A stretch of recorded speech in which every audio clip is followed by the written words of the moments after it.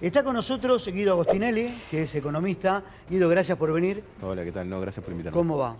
¿Todo bien? Todo bien. Acá. Bueno, vamos a marcar algunas diferencias, ¿no? A ver, lo que nos dijo Milei, porque creo que fue una mentira gran parte de su discurso en materia económica. Yo tengo un dato, no sé si vos lo tenés en tus diferencias. Él dijo que sacó a 10 millones de argentinos de la pobreza. Sí, eso es un dato completamente falso, Primero, porque él toma la pobreza ya aumentada por él mismo, o sea, en enero. Y es una estimación mensual.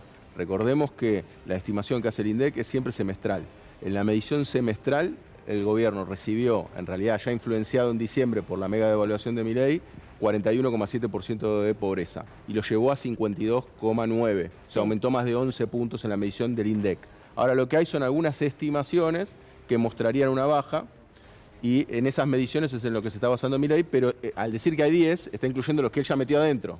Entonces eso es el absurdo del planteo de Milei. No siempre con esta cuestión de hacer grandilocuente este relato, ¿no? Sí.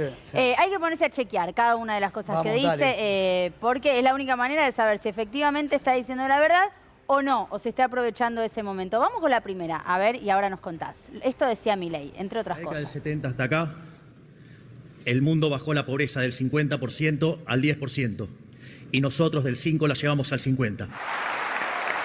Hemos reducido la inflación de una manera sin precedentes, incluso a una velocidad más rápida que la propia convertibilidad.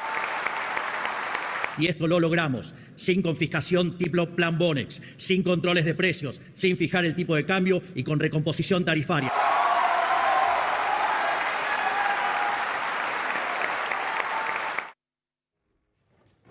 Bueno, desmenucemos. Bueno, hay mucho, así Mucha que mucha información. Hay mucho, pero bueno, ahí vamos. A ver, primero, él habla de la pobreza a nivel mundial que cae del 50 al 10%, dice. Eso en realidad es un dato de pobreza extrema. Es si vos podés comer con $2,15 por día. O sea que básicamente es que no te alcanza prácticamente para comer.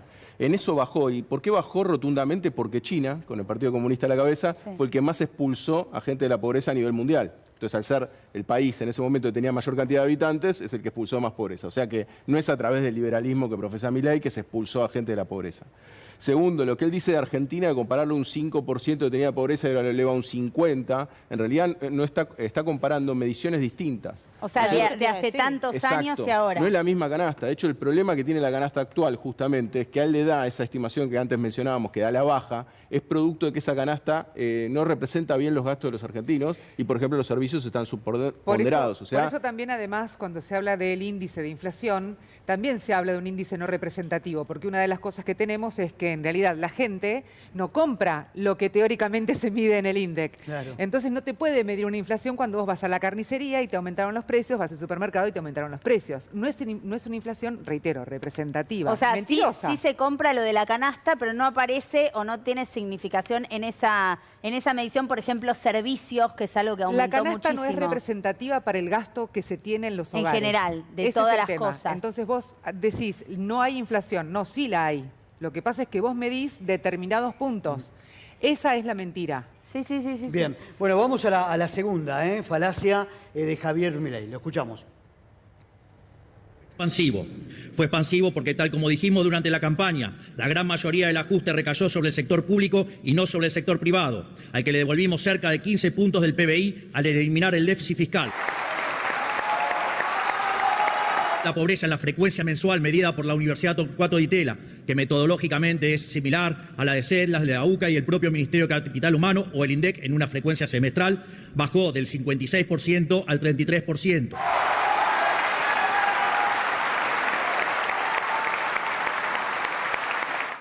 Bueno, a ver, Guido. Bueno, a ver, lo de pobreza un poco lo comentamos. Lo que es el ajuste, esto es algo que también repite constantemente, el ajuste cayó sobre todo en el sector privado a través del ajuste, por ejemplo, de los servicios públicos, a través del ajuste de las jubilaciones, sobre todo el componente de jubilaciones y pensiones es el mayor ajuste que se produjo. Y a su vez también ahí es esta cuestión libertaria que analiza mal la realidad, que es pensar que el ajuste sobre el sector público no repercute en el sector privado. O sea, si vos tenés que los empleados estatales no ajustaron por la inflación, por una inflación que encima está subponderada, como bien dijimos, o sea que el ajuste es todavía mayor del que se muestra, lo que ocurre es que esos estatales consumen menos y por eso te arroja una caída del consumo del 10% Y interanual. ahora prometió ayer en la cadena nacional una reducción del gasto público del 25% de acá al 2027, ¿no? Sí, correcto, por eso, y son todos países, digamos, está aplicando el modelo paraguayo, vamos a decirlo así, que es bajo gasto, bajos impuestos. El tema es cómo reduce. Porque, ¿cómo lo va a seguir haciendo? ¿Con más? Seguramente con licuación de los salarios de los estatales. Privatizando las empresas estatales. Pero va a llegar un momento que no van a quedar empleados en ningún ministerio prácticamente. Bueno, de hecho ya se hizo una reducción importante. Sí, a última 1.800 hora, empleados por ayer. eso.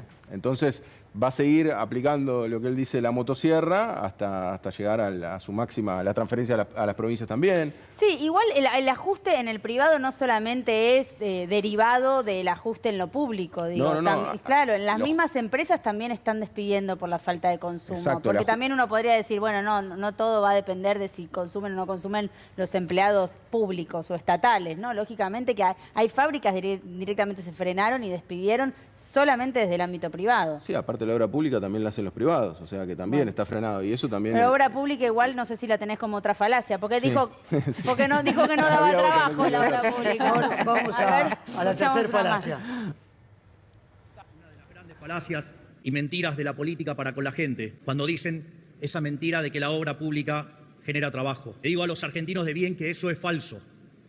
Es falso. Porque las obras públicas hay que financiarlas y se financian con impuestos, ya sea impuestos explícitos o con emisión monetaria que deriva después en el impuesto inflacionario o con deuda. Quizás el ejemplo más emblemático de nuestro modelo sea el mercado inmobiliario. Gracias a que eliminamos la ley infame y difunta ley de alquileres, se multiplicaron exponencialmente los alquileres publicados y el costo del alquiler bajó hasta un 30% en términos reales.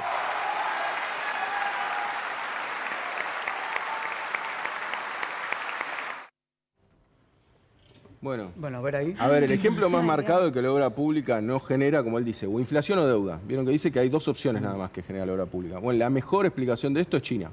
China tiene a la empresa de construcción más grande del mundo, que tiene 350.000 empleados. China en este momento tiene un periodo deflacionario y está reduciendo su deuda externa. O sea que es mentira. De hecho, es todo lo contrario. ¿Qué potencia a nivel mundial tenemos que no haya invertido en obra pública? No hay. No hay. O sea, tenés en infraestructura el gasto en Estados Unidos, que tenía el plan de infraestructura más grande de toda su historia, en este momento con Biden, o sea, justo previo a Trump.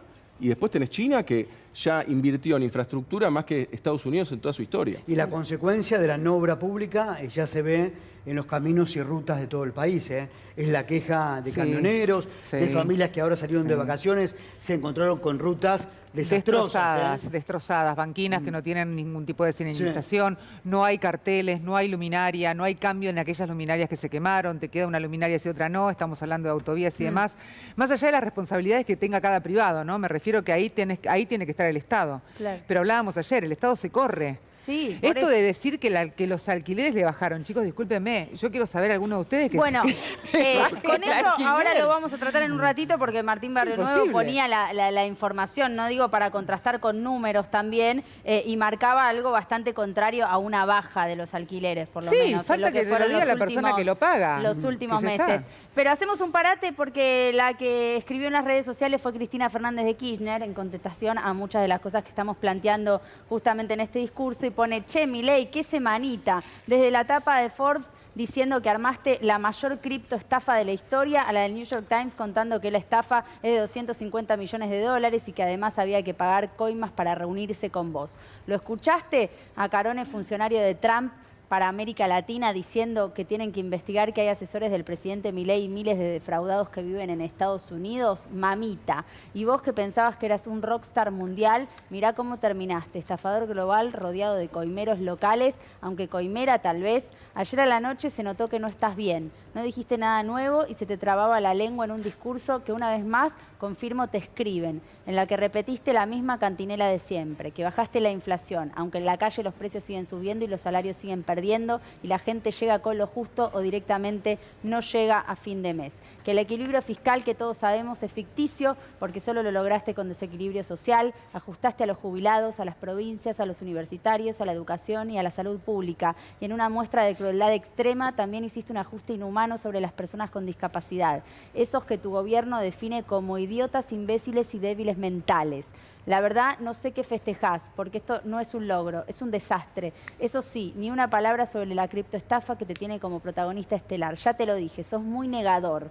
Sin embargo, debo reconocer que un párrafo de tu discurso leído sí me llamó poderosamente la atención. Fue cuando dijiste: la estabilidad económica que estamos conquistando no significa que hemos llegado a puerto. Tampoco significa que no vaya a haber volatilidad. La vida no funciona de esa manera, no es un movimiento rectilíneo, uniforme, siempre hay altos y bajos y momentos de tensión y momentos de tranquilidad. Epa, es la primera vez que te escucho decir que tu plan de estabilidad exitoso, el mejor de la historia, puede sufrir altos y bajos momentos de tensión. Milei, en mi barrio y en Argentina a eso le decimos devaluación, sobre todo cuando la estabilidad está basada únicamente en tener pisado el tipo de cambio, como es tu caso. Y cuando cerraste el discurso anunciando que ya tenías un nuevo acuerdo con el FMI que nos brindará las herramientas para pisar y sanar el camino hacia un esquema cambiario más libre y eficiente para todos nuestros ciudadanos, dije: bingo, otra vez sopa. Postdata. La verdad que anoche, en las calles vacías y llenas de policías, el recinto del Congreso desierto y el locutor de la cadena nacional que no podía tapar el ruido de las cacerolas diciendo: se escucha la música de la fanfarria Alto Perú de Granaderos, tuve la impresión de que diste vuelta el reloj de arena. Bueno, importante la declaración de Cristina, pero le contestaron, ¿no? Salieron a responderle a Cristina Kirchner, Martín Menem, que es el presidente de la Cámara de Diputados. A ver lo que dice acá la directora, productora y actriz principal del mayor fracaso de toda la historia argentina. Fue una pesadilla como gobierno manejando el país en primera persona y otra catástrofe, peor aún, manejando el país por interpósita persona. Alberto, a quien ella le escribió una cartita, ¿recuerdan? Pero fue, postdata: cuando la directora apoya la cabeza en la almohada, no sentirá vergüenza cuando mira el país que dejaron absolutamente destrozado luego de 20 años de fracaso. Este es un latiguillo que también usa el gobierno permanentemente, de que gobiernan la Argentina hace 20 años y que la dejaron hecha un desastre. Estos mensajes y este ida y vuelta fue de hace un rato, ¿no? Es lo más reciente también de lo que dejó, obviamente, el discurso de Javier Milei. Digo, no hay un domingo de paz en la Argentina, no hay un fin de semana de paz. Digo, lo que iba a ser una apertura de sesiones tal vez normal, bueno, terminé siendo una apertura de sesiones con un recinto semivacío, con un discurso con muchas mentiras, es cierto, con algunos cruces entre los legisladores, con escándalo, con todo, la verdad, y no faltaron los cruces, efectivamente, entre la expresidenta Cristina Fernández de Kirchner y un Martín Menem respondiendo, Guido, a todo lo que se estaba planteando. Sí, me parece interesante el párrafo que resaltó Cristina, porque acordémonos que justamente Milei hace poquito había dicho que ahora solo venían buenas noticias, ¿no? Y él ahora dice que ese crecimiento no es rectilíneo, que bueno, y realmente, claramente se está atajando ahí de una circunstancia en la cual la del FMI también, que es una vergüenza, que acaba de anunciar también por sus redes sociales, parte, digamos, de que va a llegar a ese acuerdo, del cual va a ser la propuesta, que en realidad, para que entendamos, está diciendo que prácticamente deberse entre Estados es lo mismo que deberle a alguien de afuera. Claro. O sea, el Banco Central y el Tesoro, yo entiendo que ellos son muy dogmáticos con estas cuestiones, pero el Banco Central y el Tesoro son parte del Estado argentino. Si se deben entre ellos, hay un tema que es importante, que hay que resolver, pero que se puede ir resolviendo paulatinamente. Ahora, ¿cómo vas a decir que lo que le debe uno de ellos al otro se lo vas a pedir a un tercero, que es el FMI? Que te pone condiciones, que siempre que recurrimos al FMI terminamos mal. Pero te ajusta, Guido, te genera más pobreza. Perdón, Adri, pero sí, te ajusta, te genera más pobreza. O sea, esta historia ya la conocemos, la repetimos y la repetimos. Y además pareciera como que además el discurso, que para mí fue pobre, no tuvo ningún anuncio, no fue para nada rimbombante, siempre escuchamos lo mismo, siempre la misma cantaleta, reitero lo que decía Cristina recién y apoyo, es además hasta vergonzante porque nos miente directamente en la cara, mirándonos prácticamente a los ojos, subido arriba de una tarima envuelta en una alfombra. Y en relación al Fondo Monetario, Avi, de vuelta vamos a ver a funcionarios del FMI claramente hablándonos como ministros de este gobierno y diciéndonos que para mejorar primero hay que sufrir. Ese es el latiguillo también de ellos. En ¿no? un ratito vamos a estar hablando con Alejandro Berkovich también, para hablar también todo esto que tiene que ver con el acuerdo del fondo. ¿Ya existe, no existe? ¿Cuánto falta? Porque él dijo que lo iba a mandar al Congreso. ¿Lo mandará al Congreso efectivamente o no? Digo, bueno, todo esto lo vamos a seguir en un ratito. Gracias, Guido, por haber venido. Bien, muchas bueno, gracias.